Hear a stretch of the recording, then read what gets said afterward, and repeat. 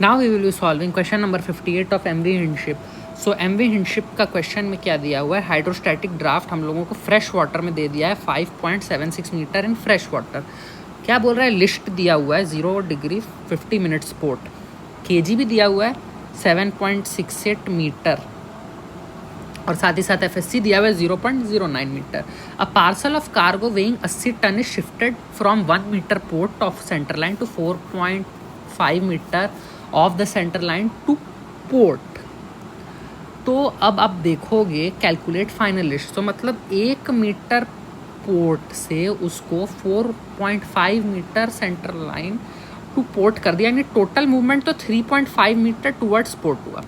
तो वही मैंने यहाँ पे लिख दिया है, W 80 टन लिख दिया है। अब जो मेरे को हाइड्रोस्टैटिक ड्राफ्ट दिया हुआ है, उससे निकाल लूँगा मैं क्या, 5.76 दिया हुआ है, उससे एक कम हाइड्रोस्टैटिक टेबल्स में 5.6 होता है, उससे एक ज़्यादा 5.8 होता है।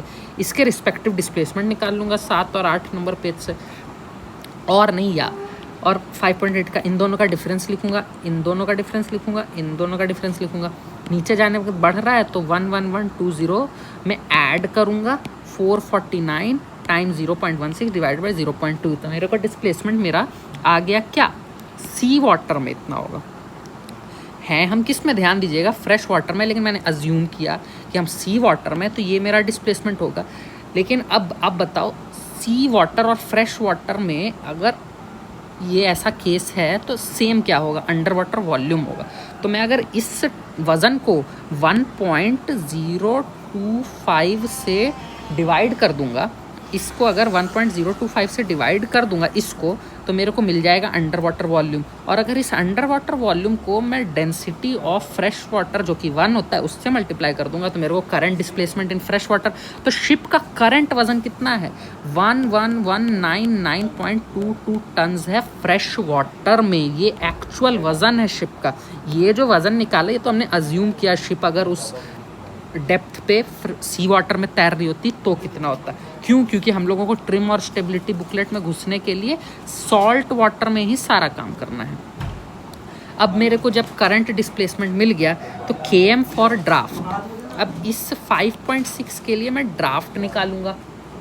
ड्राफ्ट कैसे निकलेगा, वही सेम इंटरपोलेशन करेंगे, 5.76 से एक नीचे 5.6, उससे एक ऊपर 5.8। इन सबको अब क्या करना है, यहाँ लेके जाना है, इनका रिस्पेक्टिव KM, इसका रिस्पेक्टिव KM, इन दोनों का डिफरेंस यहाँ, इन दोनों का डिफरेंस यहाँ, इन दोनों का डिफरेंस यहाँ। तो KM कितना हो गया, 8.578 हो गया।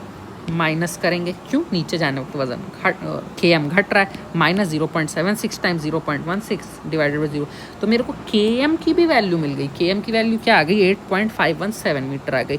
अब मेरे को KM की वैल्यू आ गई, मेरे पास यहाँ पे KG दिया हुआ है, KG दिया हुआ है, तो क्या होगा, KG दिया हुआ है, इस KM में से माइनस कर दूंगा तो मेरे को GM सॉलिड मिल जाएगा। अब इसमें से अगर मैं FSC माइनस कर दूंगा तो GM फ्लूइड मिल जाएगा। GM फ्लूइड मिल गया तो tan थीटा में अब मेरे पास W है ही, GM आ ही गया। तो लिस्टिंग मोमेंट कितना हो गया, मेरे को इनिशियल में लिस्ट भी दिया हुआ था, इनिशियल में अब लिस्टिंग मोमेंट मैं निकाल लूँगा। यहाँ पे लिस्ट हम लोग को ये दिया हुआ है, इसको थीटा माने, यहाँ इस फॉर्मूला में पुट किए तो मेरे को मेरा लिस्टिंग मोमेंट मिल गया। लिस्टिंग मोमेंट वही टन मीटर पोर्ट होगा। अब क्योंकि ये